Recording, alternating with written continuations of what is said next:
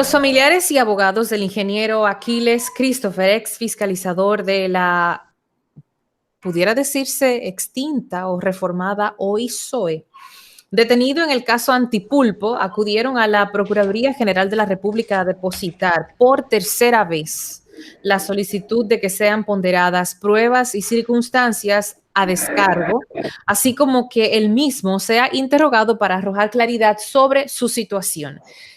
Hasta el momento no ha habido respuesta. Para conocer los argumentos de la familia Christopher, recibimos a su hijo, Javier Christopher, y al representante legal, Juan José Eusebio. Bienvenidos a Esto No Tiene Nombre. Gracias, muy buenas tardes. Hola, buenas tardes. Gracias, buenas tardes. Tengo por aquí que dentro de los datos que se han aportado se encuentran los documentos, varias carpetas de pruebas que demuestran que Aquiles, como fiscalizador, era un empleado de una categoría al que no le correspondía hacer o tomar decisiones, digamos, trascendentes. Por ende, no tenía la capacidad ni la calidad para las imputaciones que el Ministerio Público le hace, ya que en dicha dirección no se autorizan pagos, no se fijan precios, no se hacen presupuesto, no se hacen listas de equipos médicos, ya que estos venían del Seguro Nacional de Salud, no se hacen conduces, no se entregaban equipos si no había cubicaciones.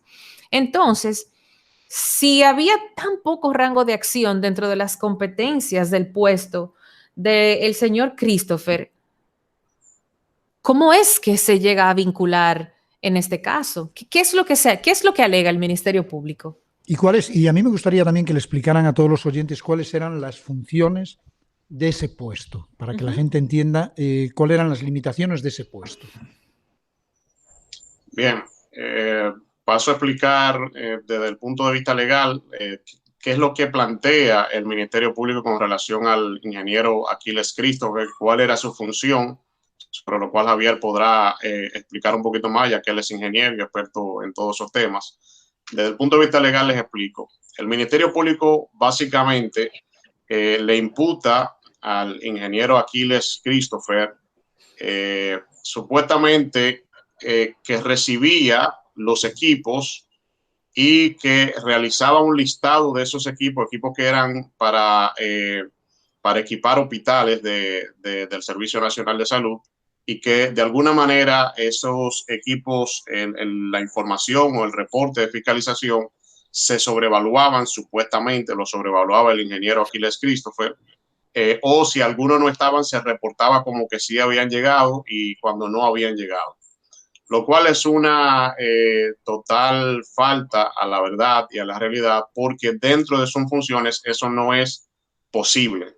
Tanto es así que la misma OISOE, en su manual de funciones, que es público, que cualquiera puede entrar y descargarlo, va a ver que dentro de las funciones del fiscalizador eso no es posible.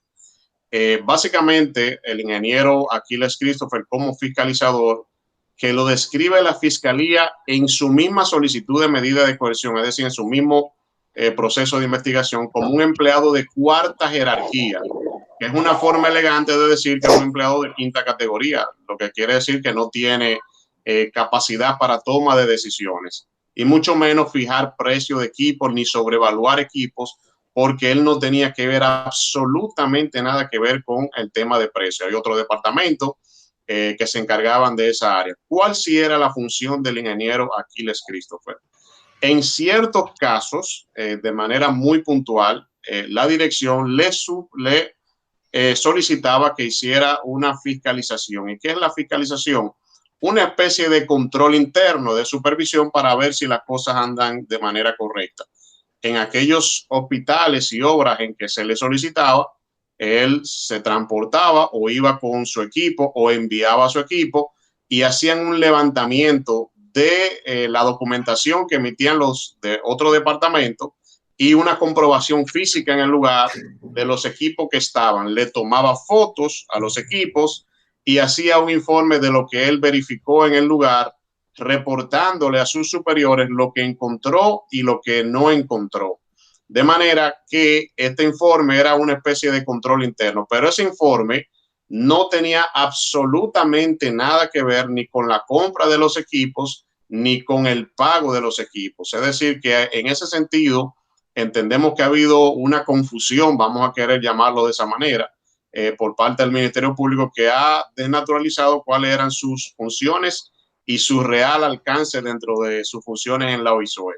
De manera que partiendo de ahí se le involucra y es el único que junto con el director de esa entidad está detenido. Solamente están Pagán, que era el director, y él como encargado de fiscalizaciones. Pero sin embargo, él no era un empleado con capacidad de toma de decisiones, ni de fijar precios, ni de hacer presupuestos, ni siquiera autorizar pago. De manera que dentro de los mismos documentos que aporta el Ministerio Público, hay una gran cantidad de hospitales que el ingeniero Aquiles no los supervisó ni los fiscalizó porque no se le solicitó, no se lo pidieron.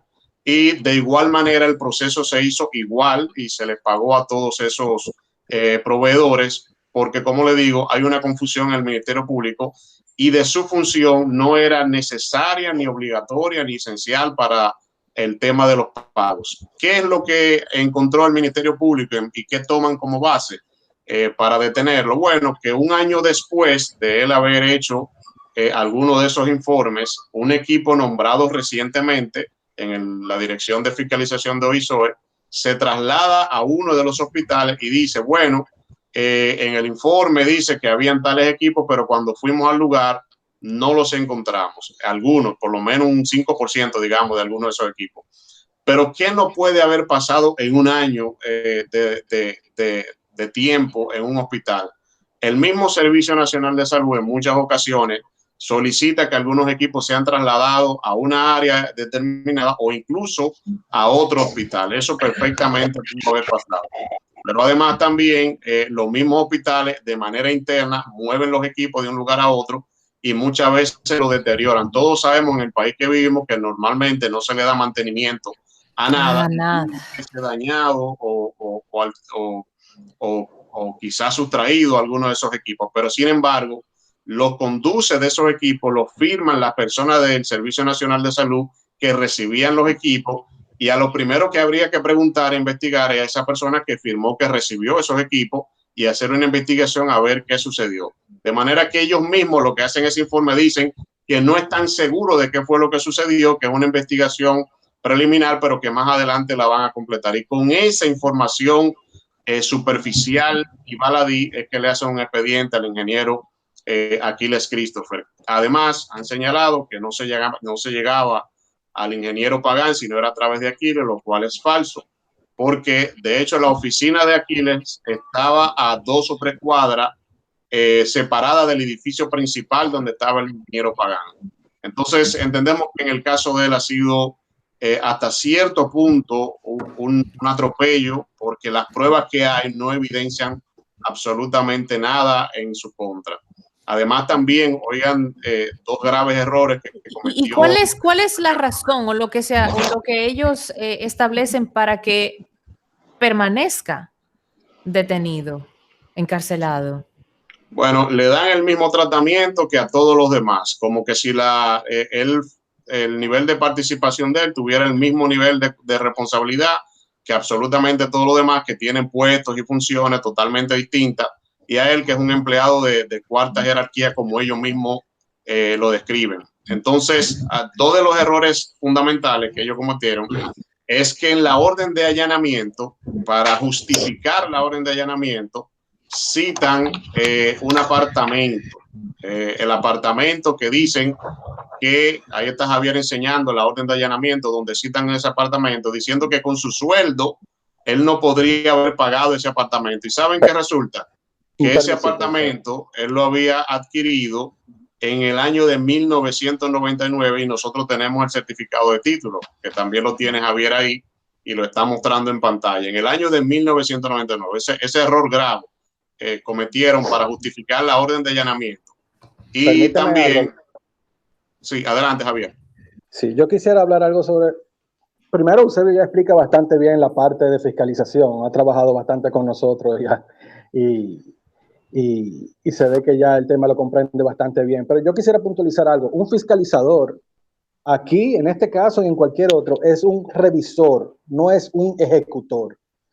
Aquiles Christopher no tenía el mecanismo para ingresar ninguna irregularidad a los procesos de OISOE, solamente revisarlos, y cuando encontraba discrepancias, que siempre se encuentran, y se pueden deber a un sinnúmero de razones, tanto válidas como no válidas, las reportaba a la dirección técnica y a la dirección jurídica. Es decir, que así como Eusebio dice que hay que cuestionar a los que recibieron esos equipos en esos hospitales, entonces en aquellos hospitales donde ocurrieron discrepancias, hay que cuestionar a la dirección técnica y a la dirección jurídica a ver cómo ellos procedieron y si ellos corrigieron las cosas que pudieron haber sucedido ahí y si están justificadas. Luego, sobre el apartamento en sí, yo quisiera decir lo siguiente. Ese apartamento se adquirió en el año 1999. El título fue emitido en el año 2000. Aquiles Christopher entra a OISOE en el año 2015. Pero en el allanamiento que le realizaron, el Ministerio Público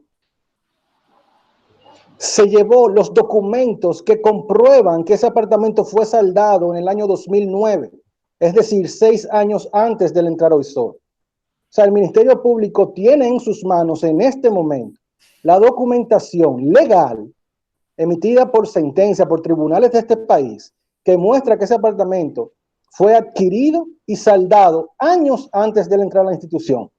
Y es el único bien que le citan como que supuestamente lo adquirió con dinero mal habido. No le citan más nada, porque no le han encontrado más nada, porque mi papá, lamentablemente, no tiene más nada.